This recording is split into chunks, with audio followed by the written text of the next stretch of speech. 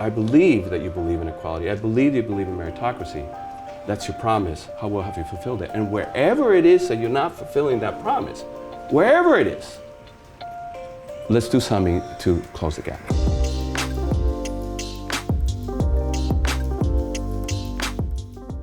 You want to start with an intro? Yeah, really quickly, in addition to my title, I'm a writer by background as a journalist, and so I brought my writing into this work. So I've written several books on DEI if you're interested. But I'm from Lima, Peru, and that's a really important part of my identity. And so I'm looking very much forward to this conversation. One other thing I would add, just so you know, the framing that we'll have, as a consultant, I'll bring some of the bigger, field work across industry, and then Kristen will be able to talk specifically about her wonderful company, GM. Thanks. I'm Kristen Puchek. I am the Chief Diversity, Equity, and Inclusion Officer at General Motors, and also have responsibility for social impact and philanthropy as a part of that role. Really excited to be here with all of you to talk about something that's actually been really top of mind, at least for us at GM, although Andrés, you'll have a great perspective across more organizations as well. I don't think it's not lost on anyone probably participating or online that our function of diversity, equity, and inclusion, this work in corporate America, is absolutely under attack. And that's not necessarily a new phenomenon. As someone who's been in the space for a couple of decades, tends to be this sort of ebb and flow, right, where DEI is the hot topic and everyone's moving to invest, right? And then you see these valleys or these dips where you see organizations letting go of their DE&I function. They may have brought in a chief diversity officer, now they no longer have a chief diversity officer, right? So you kind of see this ebb and flow, and so a lot of us in the space for a while have kind of grown a thick skin around that and been focused on the linkages into the business. But I'm curious, Andrés, just your perspective seeing this across so many organizations. I have to ask you the question, is this the end of corporate DE&I? For a lot of people, it feels like it. And there's a couple things we'll put on the table, and then we can pursue more on the Q&A if there's time. But I've seen a lot of organizations run away from the term DE&I or diversity, inclusion, or equity, and they're making different decisions. A warning for everybody who's thinking about that, whether you change it or not is a legitimate question, and especially as someone who works with words. Words matter and framing matters. But I'm seeing too many organizations make that very important decision without really understanding what they're doing. They're just, as if they change the word or get rid of it, that will solve the problem. And they're falling into a trap that is long-standing. That, remember when it was civil rights, and then civil rights became the dirty word, and then affirmative action, and then that became the dirty word, and then diversity, and then diversity said, well, it's really not about diversity, it's inclusion, right? So now you mush it together and it's D&I, and then what's happening to that word?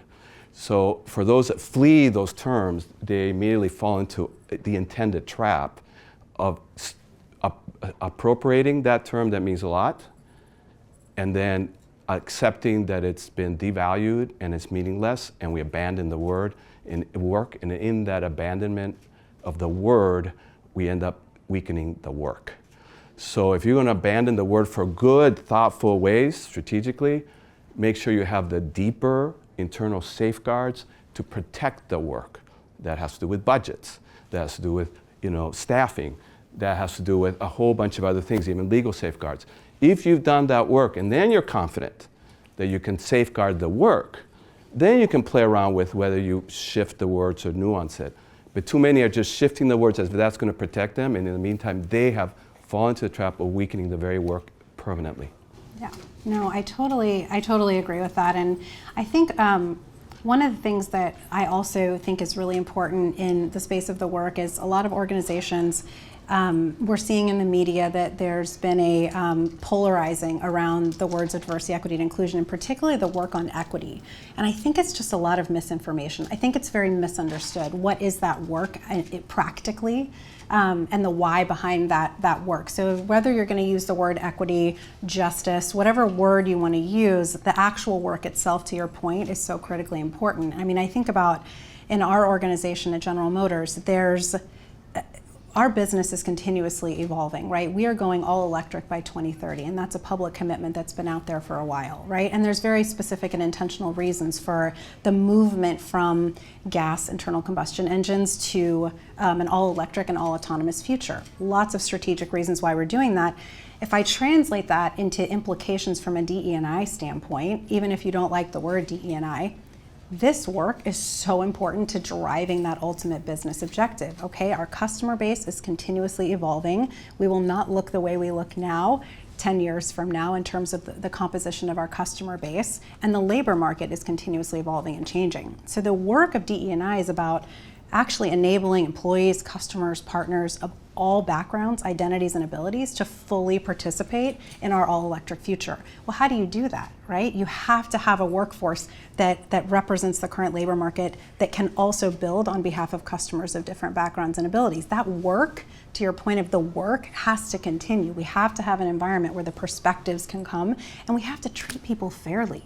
I mean, geez, as a baseline, as an employer, treating people fairly, treating people inclusively, giving people what they need to thrive, that work stands the test of time regardless of your political ideologies and your values as an organization. So at least for us, the terms DE&I don't go anywhere, because that work is critically important for how we're going to achieve that ultimate business objective. Yeah, and I think, any crises or any challenge to anything, and in this case, DE&I, is an opportunity to really look at our own flaws, because D&I, for all the attack that is bad intended, D&I sort of has gotten away with building its work perhaps on not the strongest foundation. And so I'm a social justice guy, that is my currency.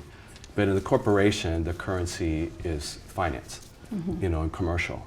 So if I earn soles in my country, Peru, and I fly to O'Hare Airport where I live in Chicago, and I go to the Starbucks and I try to use my soles to buy an espresso, they're gonna say, what is this, right? I gotta take my currency, which has value, and exchange it for a currency that has value in the transaction I wanna do. And I think for anybody driven by social justice, great, that has value, that's why you get up. But you're in the country called corporate America, and they don't use that currency as their main currency. That, it might be something interesting, or it might be part of their values, but in the end, it's not the currency in which they operate. So you have to translate that. And what is the currency? So if DE&I has been based on a foundation of social justice inside a corporation, we're using a foreign currency that so for a while it might work, you might get away with it, but when push comes to shove, economic downturn or a political attack, then it's like, well, we're not in that space. So what is the currency? It's finance. So, with cars, yes, we can talk about talent, but why don't we first talk about cars and trucks? So how many cars and trucks are you selling to Latinos? Because certain competitors, 60% of all new car sales are to Latinos, 1 out of every 4 of a particular brand are to Latinos. The question is, are you reaching that market? Because aren't you about selling more cars and trucks? And now if they're going to be electrically generated, even better, so now you have the talent imperative. The designers, the marketers, the customer service people, the people all over the organization, are they reflective of that market that is growing, is young, is acquisitive, and yet you don't know how to reach them? So let's put the D&I, platform on the currency of growth and finance and commercial, and in that, you see D&I not as a thing in and of itself, but you see it as an enabler to what is already important to everybody in the organization. Yeah. I mean, you just said it so eloquently. It's exactly how we're approaching it at GM. And by the way, we are the #1 performing brand for trucks for the Hispanic and Latino population. Just in case anyone was curious. Chevy, #1 performing brand for the LGBTQ plus community. Cadillac, very top performing with Black African American community. So, but it's translating that, to your point, into the currency of the business that I think helps organizations stand the test of time. But I'm curious, what would you advise to an organization that isn't a believer like you and I, right? Where they haven't made that connection yet to, and I love the analogy of the currency of their organization, of their business. And we've seen organizations backing off. So 2020, right? Huge spike in commitments, lots of investments publicly, lots of big goals set, aspirations, establish a chief diversity officer role, right? but then we're starting to see that come down. How would you talk to an organization to kind of coach them and guide them on how can they, instead of falling back, how can they stay the course? Well, our going in position at Korn Ferry in our work is we say, let's, and this is a client that wants to talk about D&I, so let's give it that. But we say, I know you want to talk about that, but I want to talk about your business strategies. What are your business priorities? And then they'll say if it's in hospitality or in manufacturing or in retail. And so, okay, let's talk about those 3 or 4 strategies. 2 of them really could use D&I as an enabler. Let's talk about that. Because if I'm with a bank, and there's an actual conversation that did a big merger, and the big merger was about growth and about new markets. And then you ask them, well, how are you, just stay with the Latino market for a moment. How are you addressing the Latino market? They kind of go, well, we haven't really thought about it. And we go, well, it's already, Latinos are already 1/4 of this country. It's going to be 1/3 of this country. And already today, Latinos in the US are the 5th largest economy in the world, bigger than the gross national product of Mexico. So if you're talking about growth, and you're not talking about the Latino market as one example of many, then you're not being a good business person. So forget woke and forget social justice as the imperative, as much as that's fueling it in other places is great or fuels a personal motivation. But from a business perspective, what are you doing as an executive? Because you're doing your job, right? Because that's where the market is. So what's happened, what you're alluding to is Korn Ferry did a study to see what was the impact of what happened last year with the Supreme Court ruling on D&I. And we saw it. We saw the headlines, D&I being decimated. All these loss of CDO roles of 25, 30, 50%. So, but we worked with LinkedIn to look at all the titles in the LinkedIn database, so a meta-analysis with the word diversity in it. And so this was over multiple years. And here's what we found. So if this is the baseline right before George Floyd, and then it spiked, and we all experienced that, right? And then the Supreme Court ruling happens, and everybody felt, in their minds, if you read the headlines, it's like it plummeted. But here's what we found. Roles with D&I in the title dropped, but it's still higher than this benchmark by a significant amount. So what does that tell us? It confirmed what we had witnessed. That many companies were performative in their reaction, and we saw it, and we go, that's not going to last very long. But others understood what we're referring, that you need it for innovation, you need it for growth in markets, you need it for talent optimization, you need it for engagement. And good business people recognize the value of that. And so they went in, got diversity roles in, or embedded a D&I into the HR, or into the operations, or into the finance, or into the marketing, and made it part of the DNA. So those are the ones that retained those roles. So that's why what happened after George Floyd, we actually have retained those gains. And people are focused on what has receded, but they're not focusing on how the tide has, the water mark has risen and stayed at that higher level. This is a very important thing.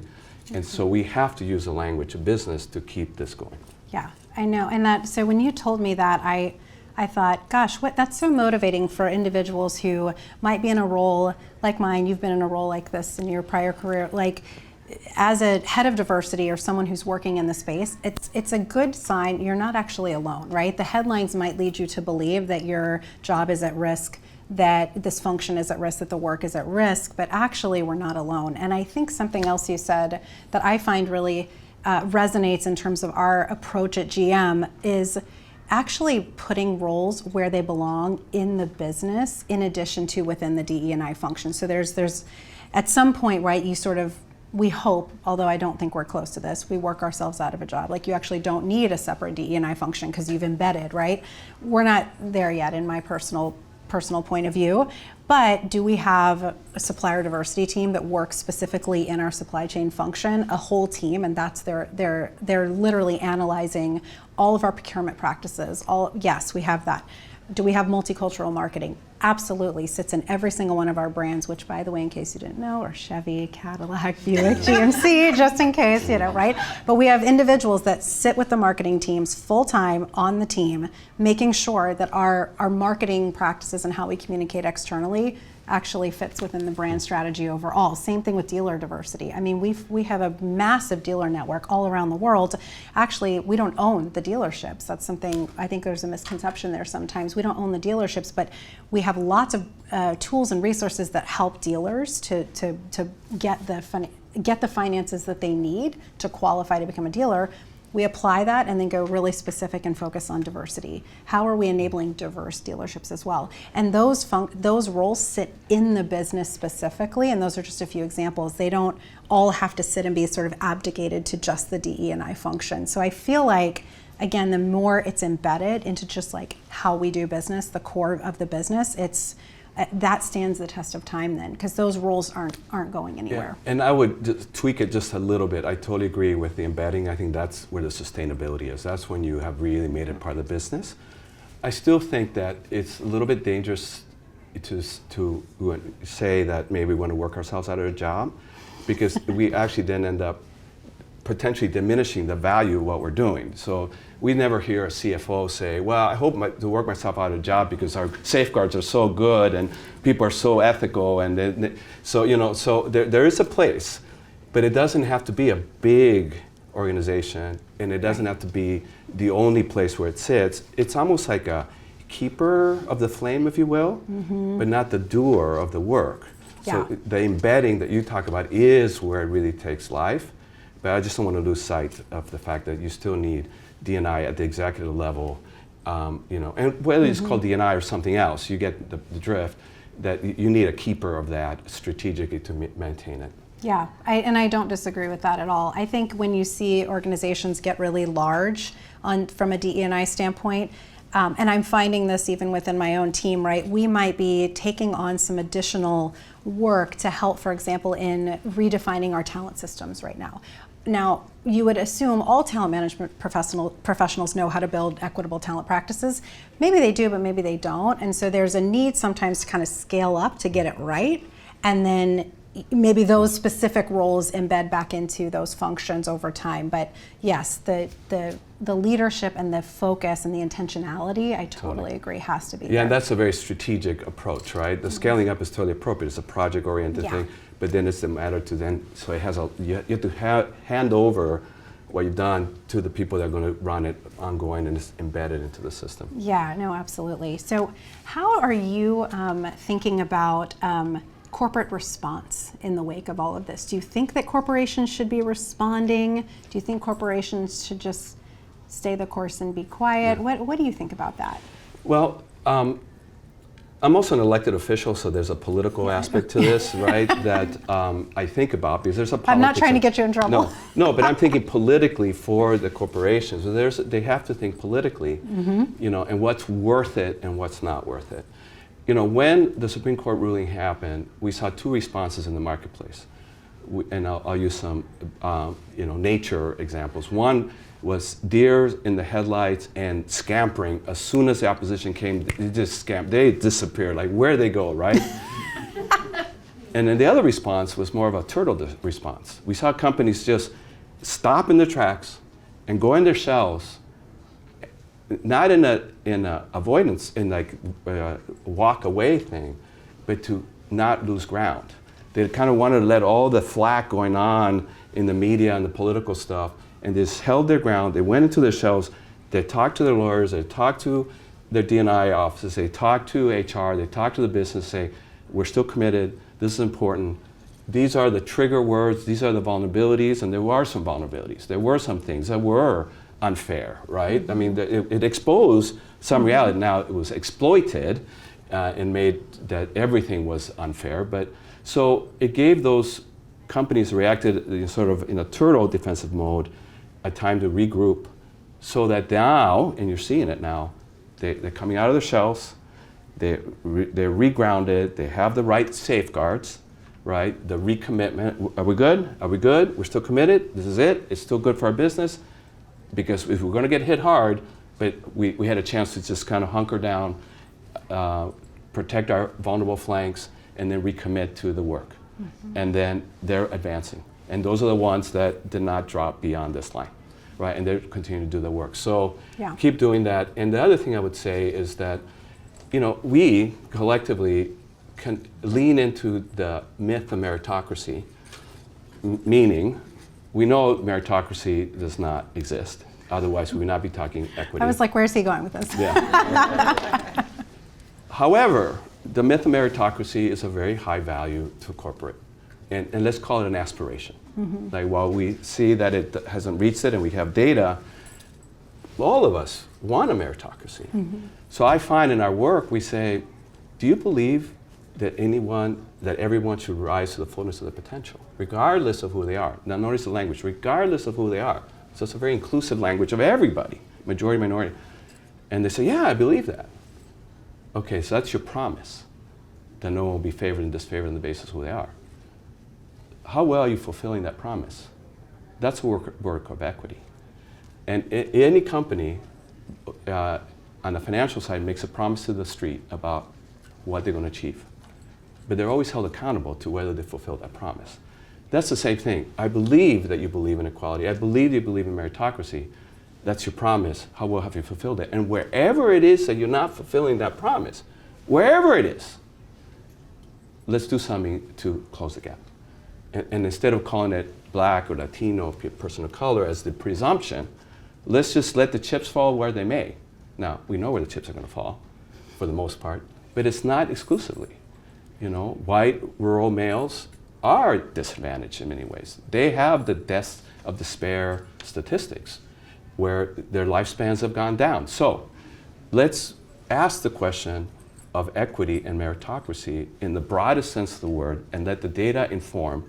And in that informing, we will still see that the work that we have been committed to for women, people of color, gay, whatever, it still has to be done.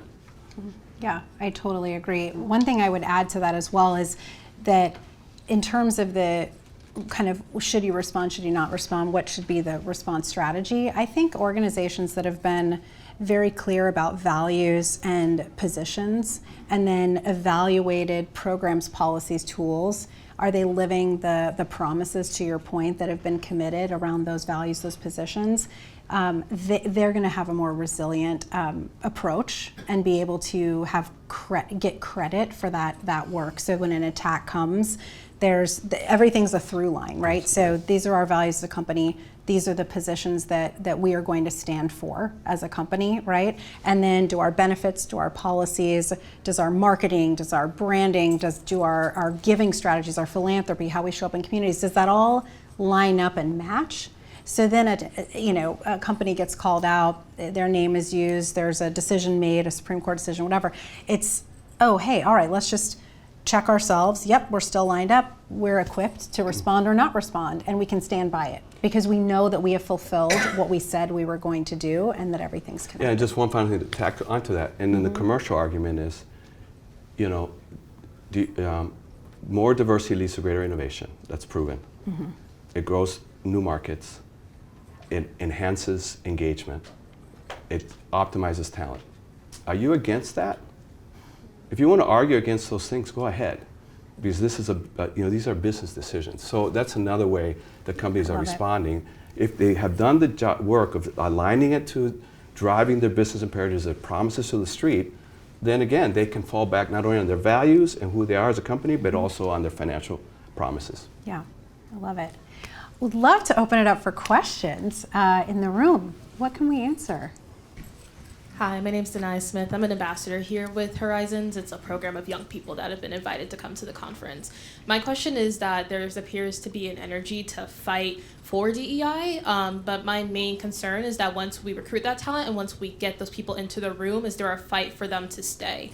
I think at the beginning of this year, we saw this big exodus of Black women leaving corporate DEI positions, mainly because of the political attacks, but also because companies didn't have the conditions to actually support these Black women leaders in the companies. And so they left, A, because of the political attacks, and B, because there wasn't the internal infrastructure to help them.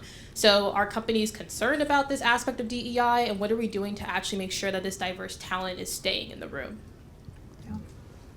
You want to start? Yeah. Okay.